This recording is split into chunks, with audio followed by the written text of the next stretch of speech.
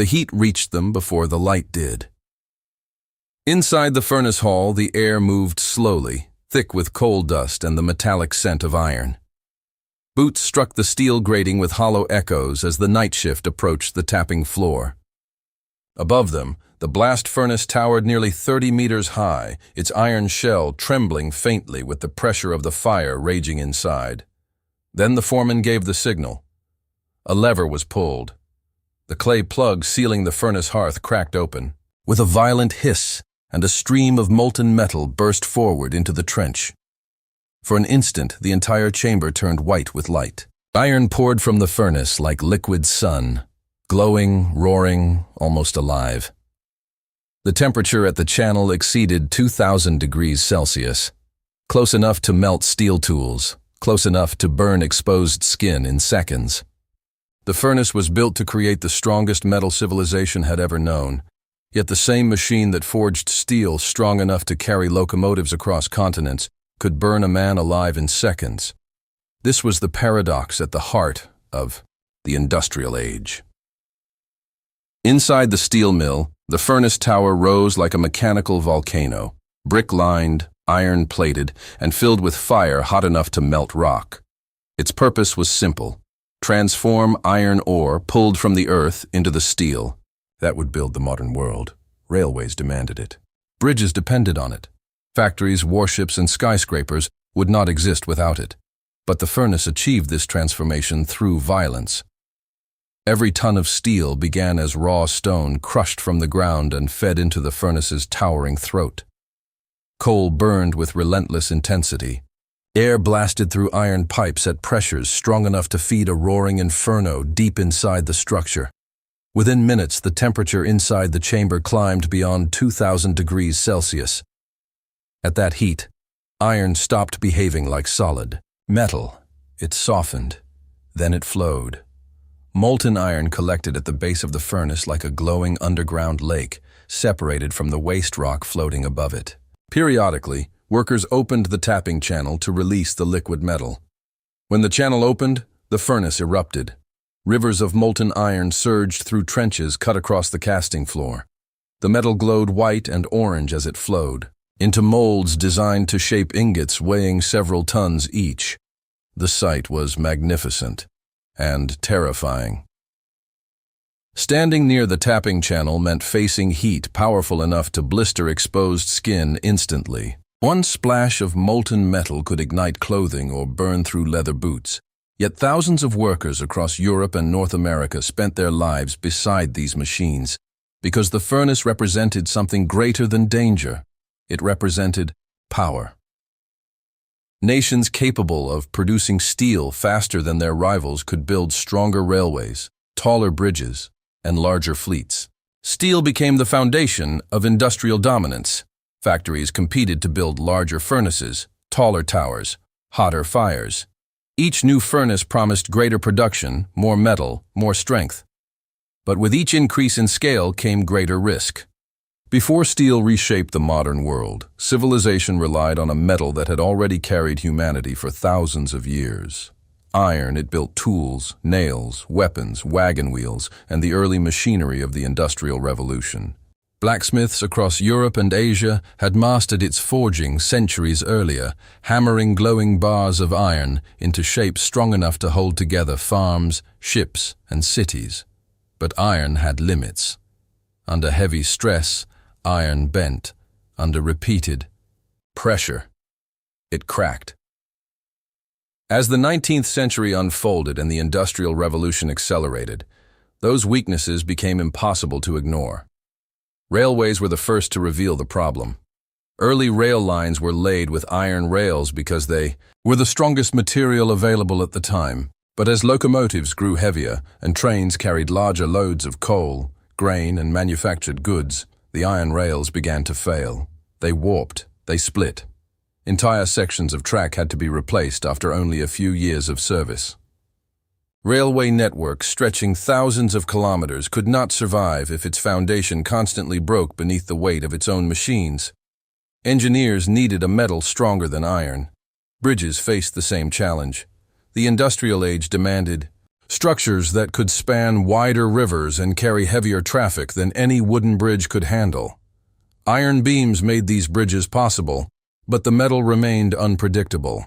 Sudden fractures sometimes sent entire spans collapsing into the water below. Cities expanding upward faced similar obstacles.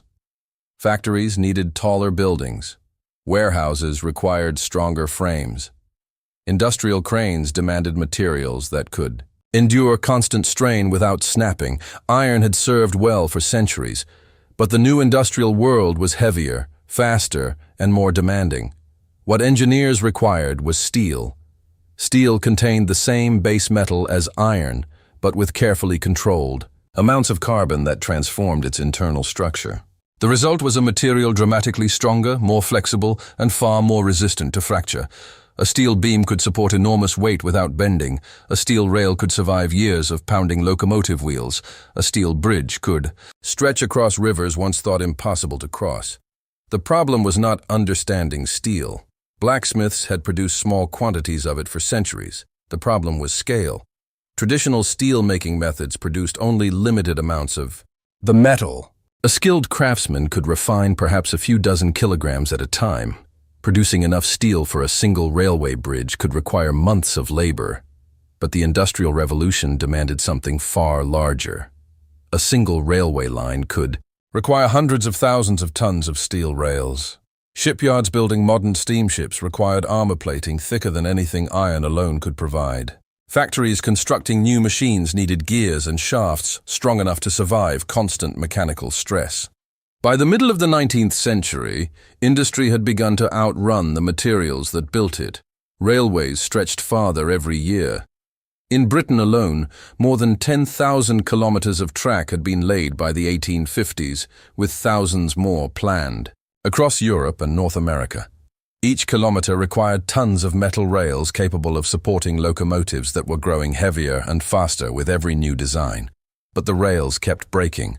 Iron tracks cracked beneath the pounding weight of freight trains. Entire sections of railway required constant replacement, draining enormous sums from railway companies already racing to expand their networks. Engineers knew the solution. Steel rails lasted far longer than iron. A properly forged steel track could survive 10 times the load and endure years of constant traffic without fracturing. But producing enough steel to replace the iron network presented a problem that seemed almost impossible. The world needed steel in quantities no furnace had ever produced. Railways were only the beginning. Shipyards had begun constructing larger, steam-powered vessels capable of crossing oceans with cargo and passengers on unprecedented scales. Wooden hulls could no longer withstand the mechanical forces generated by steam engines and iron propellers. Steel was stronger. Steel hulls could survive storms that shattered wooden ships. Steel armor plating could defend naval vessels against artillery fire. Across Europe, naval powers realized that fleets built from steel would dominate the oceans.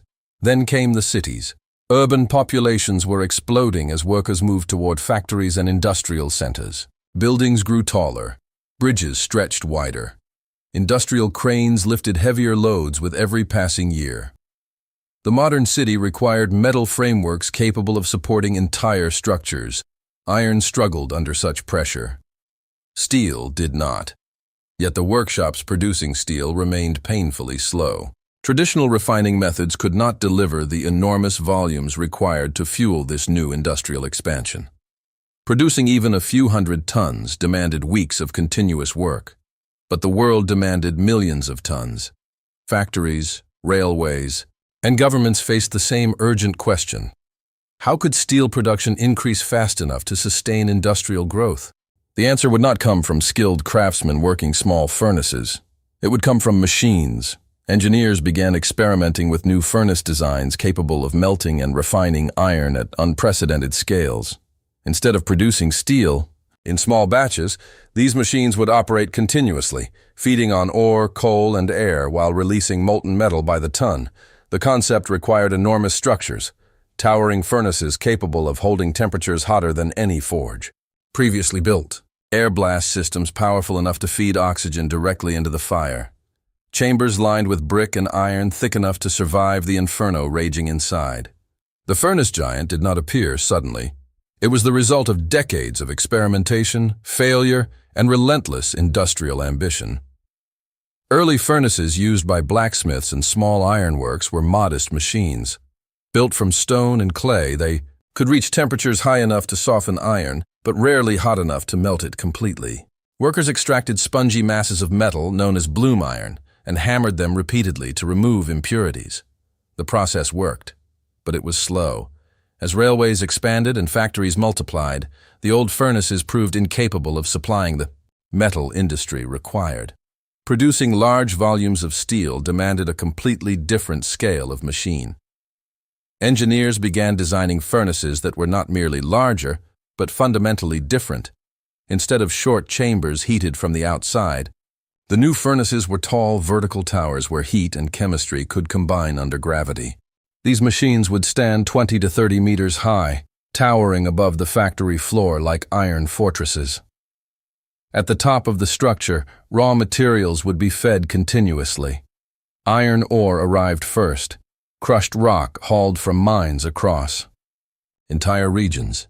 Next came coke, a refined form of coal that burned hotter and more efficiently than raw fuel. Finally, limestone was added to help separate impurities from the molten metal.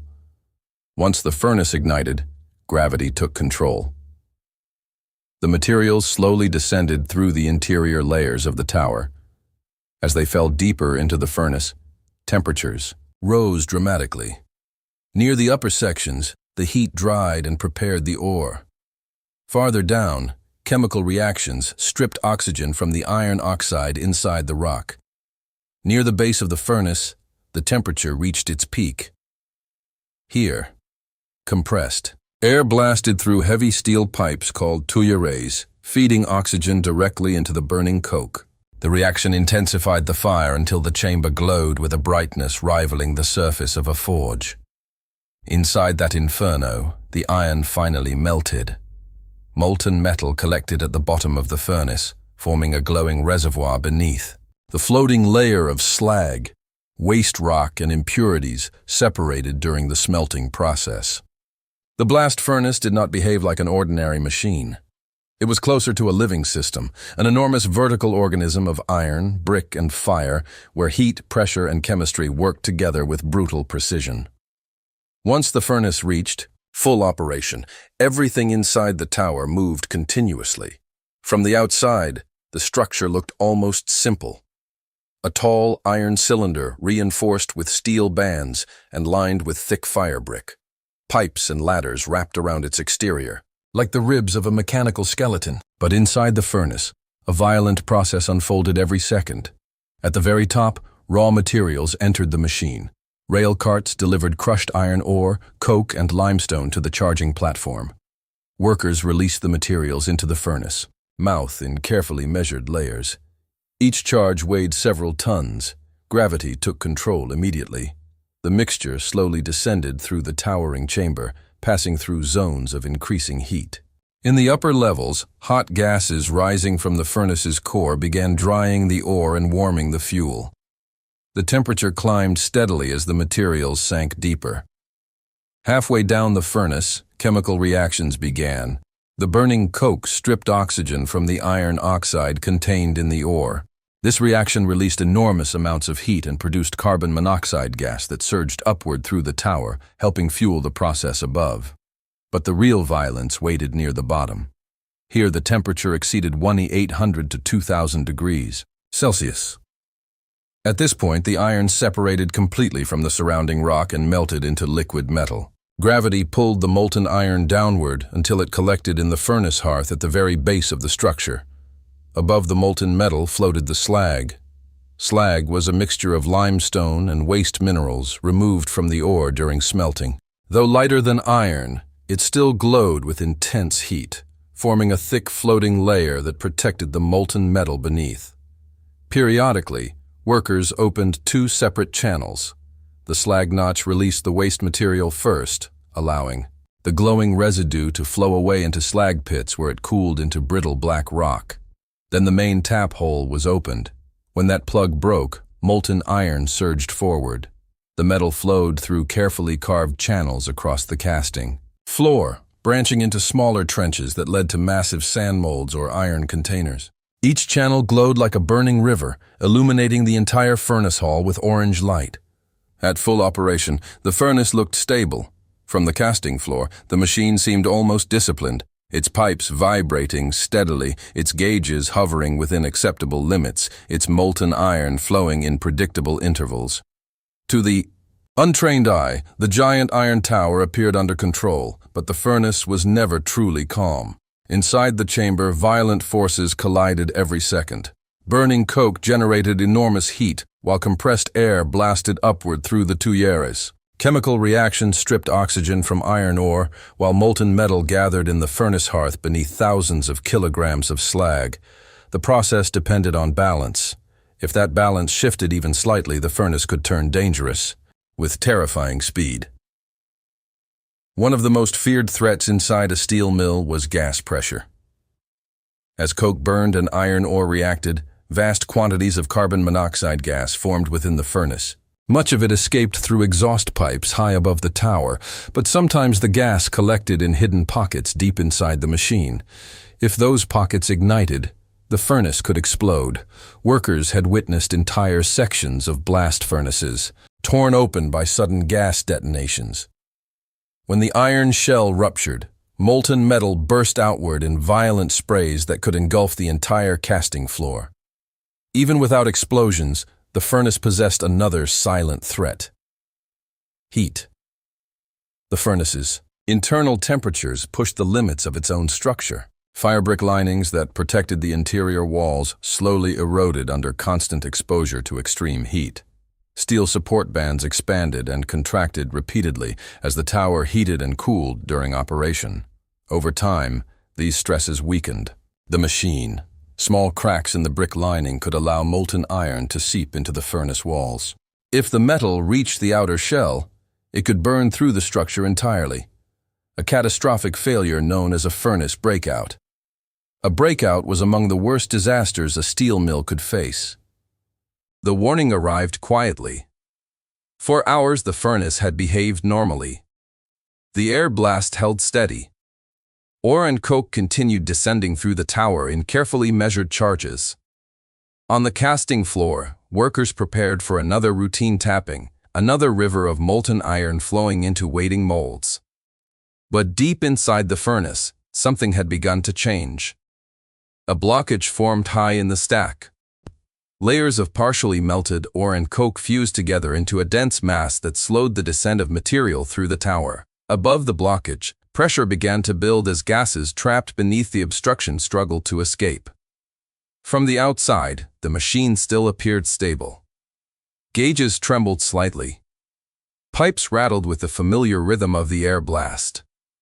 The workers beside the furnace noticed nothing unusual as they opened the tap channel. Molten iron poured out as expected. Then the furnace shook. A deep metallic groan echoed through the structure as the trapped gas pocket finally ignited. The explosion erupted inside the tower with a violent concussion that shook the casting floor beneath the workers' boots. For a moment, the furnace seemed to breathe fire. Flames burst from the charging platform high above the tower as pressure blasted upward through the furnace throat. Dust and sparks rained down through the mill as workers staggered backward from the sudden shock. But the real danger came seconds later. The explosion had disturbed the delicate balance inside the furnace hearth. Beneath the floating layer of slag, molten iron surged violently as pressure shifted inside the chamber. Then the wall failed. A glowing crack opened along the lower shell of the furnace where heat and pressure had weakened the iron plates for months. Through that fracture, molten metal burst outward in a blinding torrent. The breakout hit the casting floor like a flood of fire. Liquid iron surged across the ground, burning through equipment and wooden supports as it spread. Workers ran for the exits while others grabbed emergency sand buckets, desperately trying to slow the glowing tide. The heat was unbearable. Molten metal struck the concrete floor and shattered into smaller streams that raced across the mill. Some workers escaped immediately, but others were trapped behind machinery as the iron spread through the hall. Shouts echoed above the roar of escaping gas. Foreman ordered the air blast shut down in a desperate attempt to starve the furnace fire. When the furnace returned to operation, the world outside the mill was already changing. Steel production had begun to reshape entire nations. The molten metal flowing from blast furnaces no longer served only factories and railways. It had become the backbone of industrial power itself. Countries capable of producing vast quantities of steel could build infrastructure faster, expand their economies further, and project influence across continents.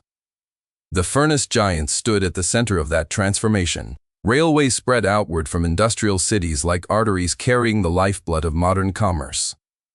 Steel rails replaced iron across thousands of kilometers of track, allowing heavier locomotives to travel faster and farther without breaking the lines beneath them. Where iron rails once fractured after years of use, steel rails endured decades. Bridges followed. Massive steel structures began spanning rivers that had once divided regions for centuries. The strength of the metal allowed engineers to construct longer spans and support heavier loads than iron ever could. Entire cities reorganized themselves around steel frameworks. Skyscrapers rose above crowded streets in New York, Chicago, and European capitals. Their skeletons were made entirely from steel beams forged in furnace halls like the one where workers stood beside molten metal. But steel also carried another purpose. War. Industrial nations quickly realized that steel production determined military strength. Battleships built with steel armor could resist artillery fire that would shatter wooden vessels. Railways made from steel could move armies and weapons across continents with unprecedented speed. Artillery barrels, armored vehicles, and naval fleets all required enormous quantities of refined metal. The furnace giants fed that demand. During times of war, steel mills expanded their operations even further. Shifts grew longer. Production quotas increased. Furnace halls glowed through the night as workers labored to meet the demands of governments and military contracts. Steel production became a measure of national power. By the early 20th century, countries compared their industrial strength not only by population or territory, but by how many millions of tons of steel their furnaces produced each year. The numbers were staggering. The United States alone produced more than 20 million tons of steel annually by the early 1900s. Germany, Britain, and Russia expanded their furnace complexes to compete in the same industrial race. In time, the fires began to fade. Not all at once. Not dramatically.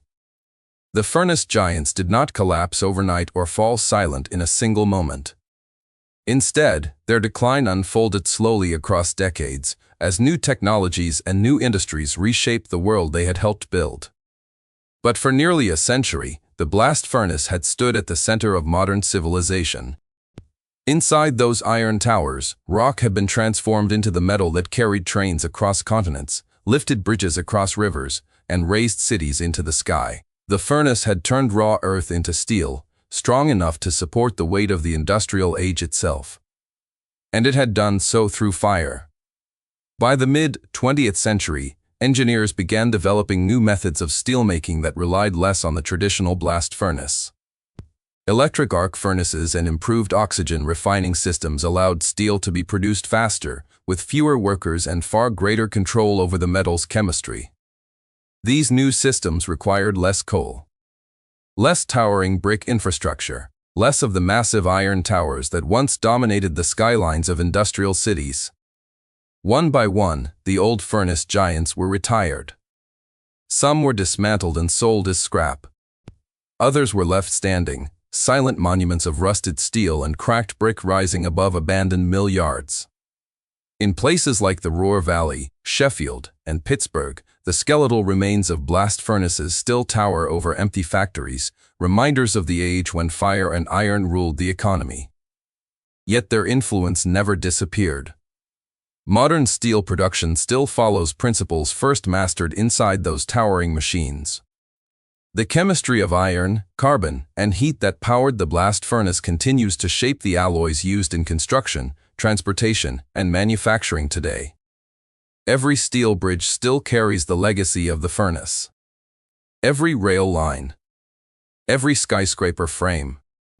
Even the machines that replaced the blast furnace rely on knowledge forged during the era when those giants burned day and night. But the most enduring legacy is not only the metal they produced. It is the human story written beside them. For generations, workers stood within meters of fire hotter than almost any natural flame on Earth.